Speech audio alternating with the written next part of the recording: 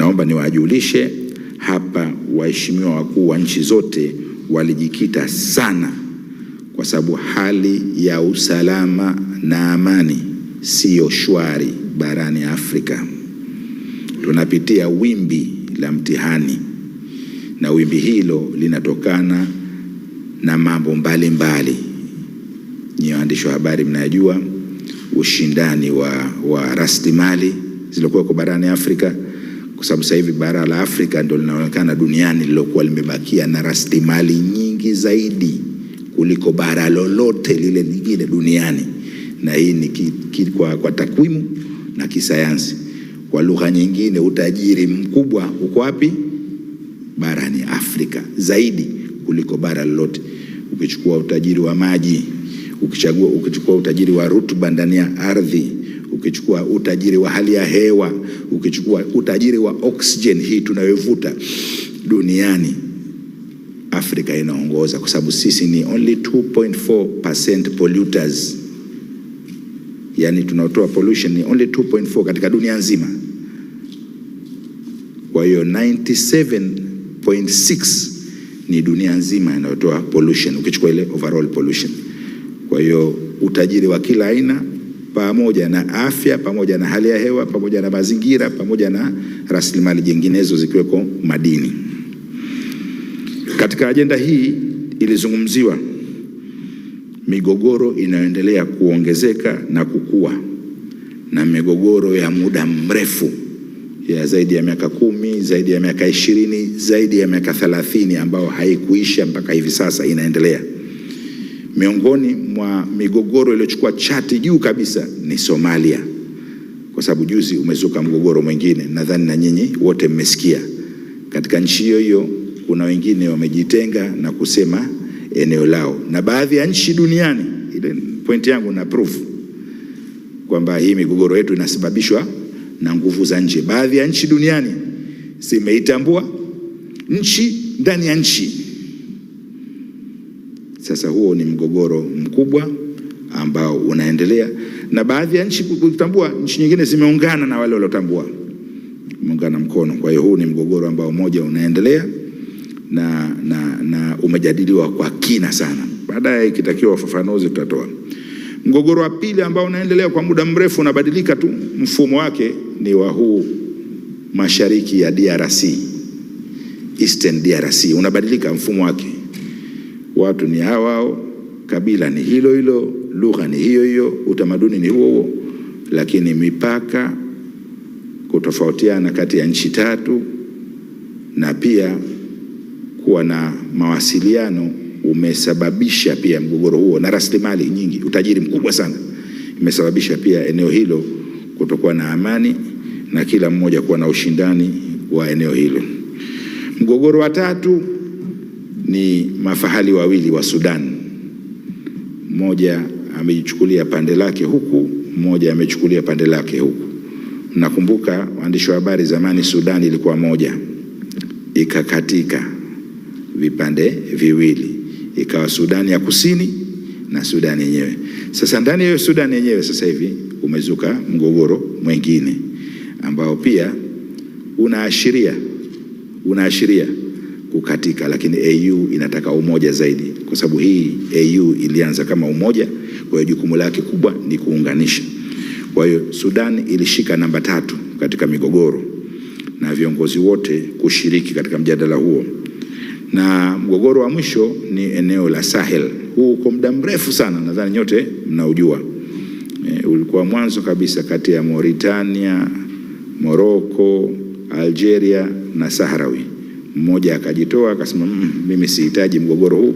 Sasa umebakia kati ya mafahali wawili na yule alikuwa katikati, Sahrawi. Msimamo wa Tanzania mnaujua. Sisi tunaitambua Sahrawi rasmi kwa sababu ya masuala ya kupata uhuru, kujikomboa barani Afrika tokea enzi hizo za wazee wetu walioanzisha vuguvugu la uhuru barani Afrika. Kwa hiyo ni eneo la Sahrawi lilishika ajenda ya 3. Mengine yaliyojadiliwa katika eneo hili ambalo naweza kusema lilichukua muda mrefu zaidi, hali ya amani na usalama barani Afrika. Mengine yaliyojadiliwa ni masuala ya ugaidi.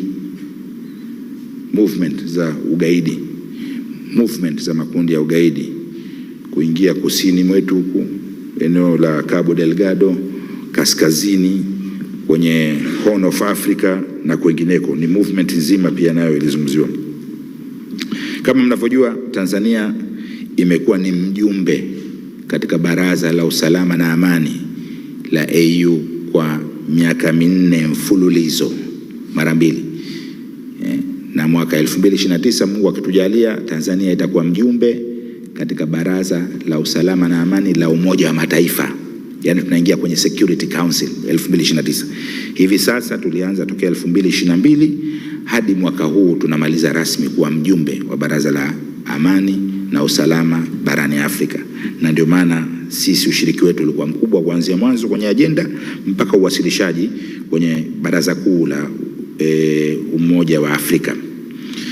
Mheshimiwa Rais Dr. Samia Suluhu Hassan, licha ya kukiri kuwepo kwa changamoto za kiusalama, pia alipongeza sana jitihada mbalimbali zilizofanywa katika kukabiliana na migogoro na kugusia pia mchango uliotolewa na nchi yetu.